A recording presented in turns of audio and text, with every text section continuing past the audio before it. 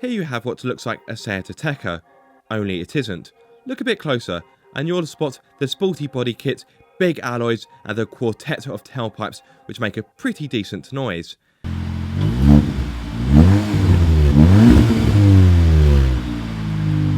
This then is not a Seat Ateca. This is what will hopefully be the first of many cars to come from Seat's new standalone performance brand, Cupra. Underneath the bonnet we have a 2 litre turbocharged 4-cylinder petrol engine which is lifted from a Golf R and produces 300 horsepower with 400 Newton meters of torque. Right, let's see how it performs, shall we? Let's go out on the road.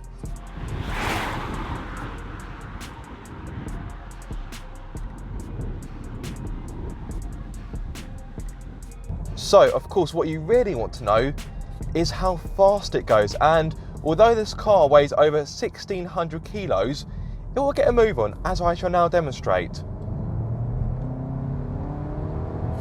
Yeah, that's pretty fast. So this car will hit 62 miles per hour in just 5.2 seconds. Incredible stuff, and the top speed is 153 miles per hour, which that should be plenty for the school run. In fact, you can be to the school in no time at all. That rhymes. So this car doesn't actually belong to Cupra, the press office. It actually belongs to a friend of mine. So he was one of the first people in the UK to get his hands on the Cupra Ateca. In fact, he was one of 5 of the first people in the UK to get his hands on the car. And my word, is he a lucky chap. Now, I do need to put the heater on. I do apologise because it is starting to mist up a little bit. There we are. Hopefully it's not interfering too much with the audio.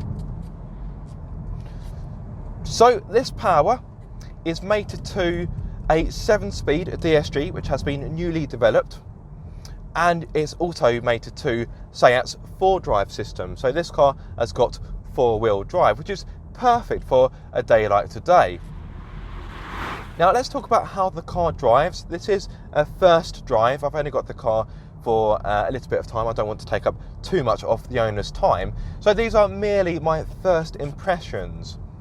I have been a passenger in the rear of the car, and obviously I'm now driving the car. And when you're pootling about, it doesn't really feel that much different to a normal Ateca, which is by no means a bad thing, because it means this car should be pretty easy to live with. Now, this car has been lowered by 10mm and it is on sportier suspension. Therefore, yes, the ride is a little bit more busy. Do I feel like I need to phone a chiropractor? No, I don't. Yeah, the ride is firm, but it's still comfortable. You've got these very nice Alcantara seats to sit in, and it is a comfortable car. So as well as the 4-drive system and the 7-speed DSG, I've also got a choice of driving modes. So you've got comfort or normal, you have sport, you have off-road, and you have snow, individual, and there's one more. Oh yes, Cupra. So national speed limit, into Cupra mode. Oh, away we go.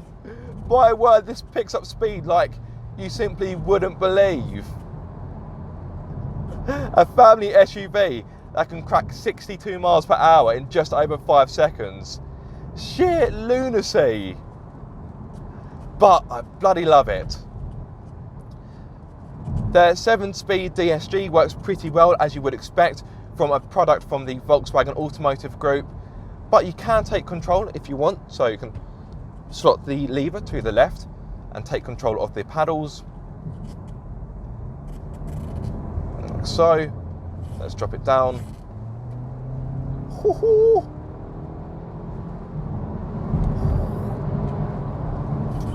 Yeah, this car is far from slow.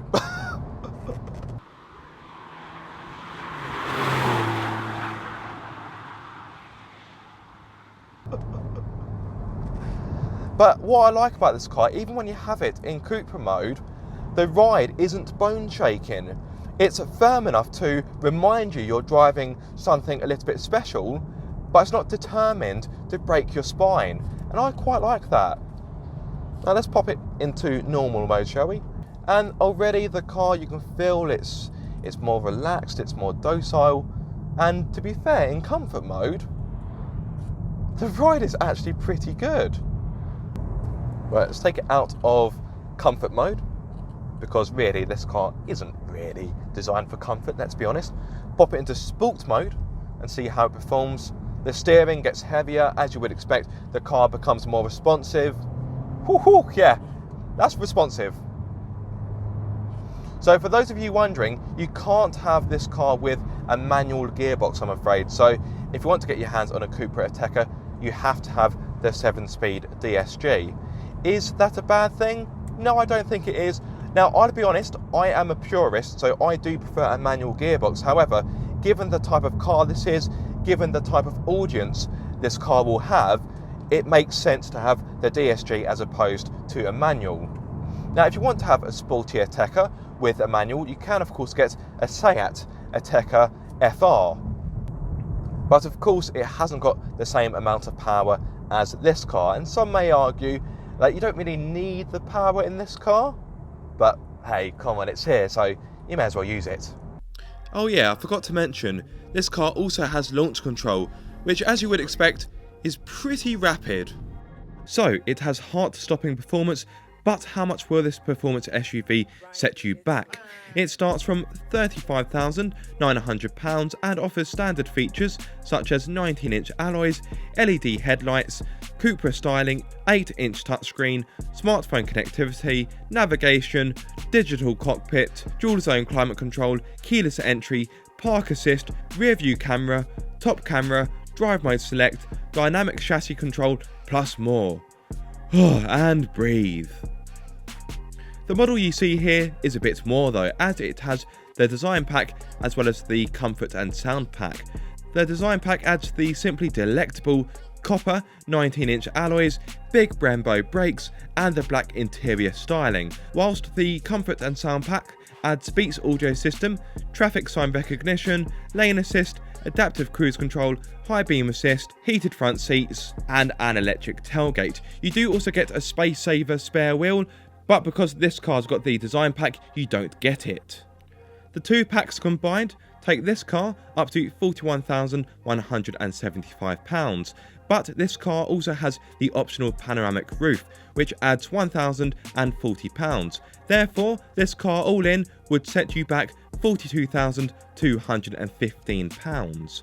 That may seem like a large chunk of money, but it's about the same as what you would pay for a well-spec'd Golf R, only this car has more space and in my opinion it's a bit more special, as the Golf R is a bit common nowadays. No offence Golf owners. It's a nice place to be as well. You've got nice soft touch dashboard, it's laid out very nicely. It does feel a little bit dark in here because there are a lot of dark materials, but thankfully I've got the optional panoramic roof, which gives the inside a nice airy feeling, which is quite nice. Another great thing about the inside is, as standard, you get the digital cockpit, which is very similar to Audi's virtual cockpit, and you get this digital driver display, which looks really nice. The graphics are nice and sharp, they're pretty much pin sharp, very impressive, and you can change the view like so. You've got a button here. Oh yes, that's very similar to the virtual cockpit that Audi can give you, which is by no means a bad thing. Press it again. Oh, look at that. Got a bird's eye view of the navigation. Cracking stuff. Yes. I'm quite a big fan of that. Let's talk about the steering now. I can be quite picky when it comes to steering. I like the weight, particularly in sport mode and Cupra mode. Let's see how it feels. It's pretty direct. The feedback isn't too bad either. And in fact, it makes the car feel a bit more nimble and agile than the car's weight would suggest. So yes, the steering, it gets a thumbs up from me. The brakes are also good as well. This has got the design pack. Therefore, I have got, well, I say I have, the owner has got big, beefy Brembo brakes for better stopping power, and they work pretty well. Now, as you would expect in the Sport and Cupra modes, The gearbox does hang on to the revs a little longer to give you more performance. And of course, you can rev the car out a bit more, which is always nice. Whew. Yeah, we are making progress now. Dab the brakes, turn in. Not a lot of body roll. In fact, the body is very well controlled. Bit of a bump from the suspension there. But even so, it sounded a lot worse than it actually was.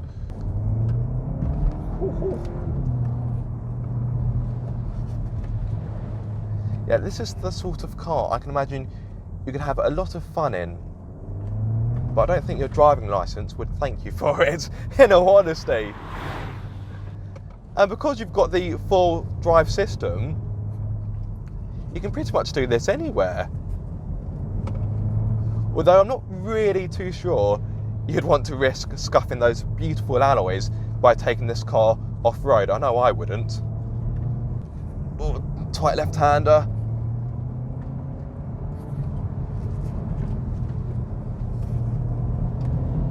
Whew, that was pretty good grip through there. It's quite damp and wet today, quite greasy.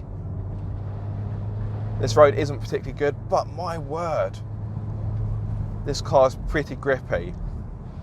So the alloys are shod in Pirelli P0 tyres, which even on a damp day today, they are performing pretty well. Some of you may be asking, is there any lag? How does the engine actually perform? Well, in all honesty, it does take a few moments for the DSG to wake up, but to be fair, that is when you really stamp the throttle, but there's not really any turbo lag. And the engine, it pulls quite strongly, even low down in the rev range. So, straighten out and...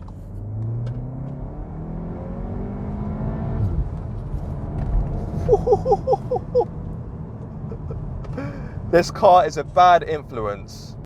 I've got Andy, the owner, in the rear seat. How car sick are you feeling right now? Big smile on my face. Good. I imagine that a lot of you watching aren't too fussed about the fuel economy, but in case you are, on a combined run, Cupra states the Ateca will be good for 34 miles to the gallon, according to the new WLTP method of testing. In regards to emissions, this car emits 168 grams per kilometre of CO2, meaning for the first year you'll be expected to cough up £515. Now, for those of you that are concerned about warranty, as standard, you pretty much get the industry standard 3-year warranty. But this car should prove to be pretty reliable. It's built using Volkswagen Automotive Group's components, therefore it should be pretty dependable. For those of you concerned about insurance, this car sits in insurance group 33. So as you would expect, the Cupra Ateca won't do much to protect your wallet, but it will do a fair bit to protect its occupants because, of course, it's based on the standard Ateca, which was given 5 stars from Euro NCAP. Standard features include autonomous emergency braking, hill hold control, 7 airbags and tiredness recognition. Opt for the comfort and sound pack and you'll receive traffic sign recognition, lane assist, adaptive cruise control and high beam assist. This car moves like you wouldn't believe. And it's still a practical car. You can easily fit 5 people in here. It's got a big boot.